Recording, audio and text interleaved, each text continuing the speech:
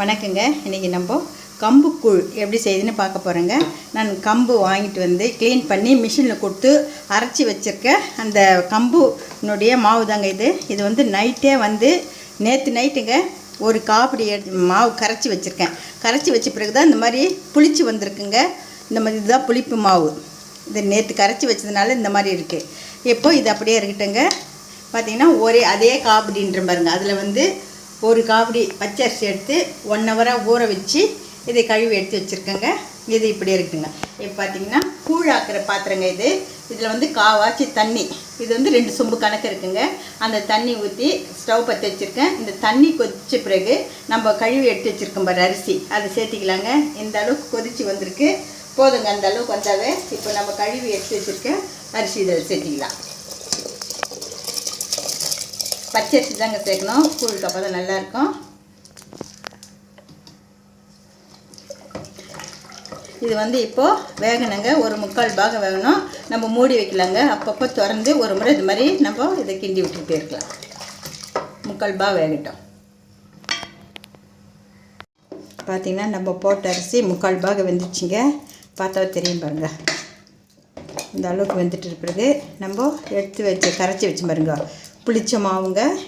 இதை வந்து இதில் சேர்த்துக்கலாம்.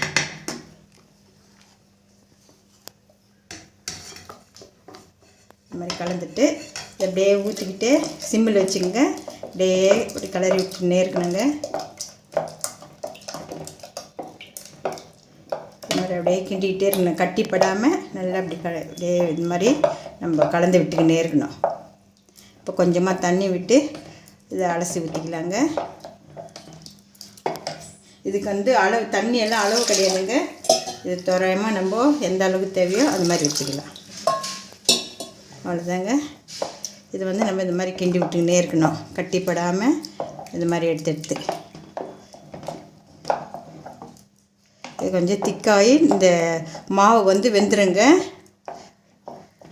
மாவெல்லாம் வேகாமல் எடுக்கக்கூடாது. அதனால் இது டைம் எடுத்து கொஞ்சம் நேரம் வேகட்டும். இந்த மாதிரி கிண்டி விட்டுக்கிட்டே இருங்கோ. பார்த்திங்கன்னா நம்ம மாவு ஊற்றி கலக்கி விட்டோம் இல்லைங்களா, வேகட்டுன்னு சொல்லிட்டு. இப்போ மாவு நல்லா வெந்துட்டு இருக்குங்க. இது மாதிரி கடைசியாக நல்லா இது மாதிரி கிண்டி விட்டுருங்க. கிண்டிட்டு மாவு வெந்துச்சா கூழ் ரெடி ஆகிடுச்சான்னு பார்க்குறதுக்கு நம்ம என்ன பண்ணணுங்கன்னா, இப்போது ஈரக்கையிலுங்க தண்ணி தொட்டுக்கிட்டு இது மாதிரி ஈரக்கையில் தொட்டு நம்ம வந்து இதை வந்து இப்படி தொட்டு பார்க்கணும். இப்போ கையில் ஒட்டாமல் இருக்கு பாருங்க. இதை மாதிரி தொட்டாவே நம்மளுக்கு அது கையில் ஒட்டாமல் தான் கூழ் நல்லா மாவு அந்த அரிசியெல்லாம் நல்லா வெந்துச்சுன்னு தெரிஞ்சுக்கலாங்க. அவ்வளோதாங்க, கம்புக்கூழ் நம்மளுக்கு ரெடி ஆகிடுச்சிங்க. இது வந்து நீங்கள் சாதாரண நாளில் வெயில் காலையில் செய்யலாம். ஆடி மாதம் கூழ் ஊற்றுறாங்க பாருங்கள், அந்த மாதிரி நாளில் செய்யலாங்க. இந்த மாதிரி உங்கள் வீட்டில் செஞ்சு பாருங்கள். இந்த வீடியோ பிடிச்சிருந்தால் லைக் பண்ணுங்கள், ஷேர் பண்ணுங்கள், சப்ஸ்கிரைப் பண்ணுங்கள். நன்றிங்க.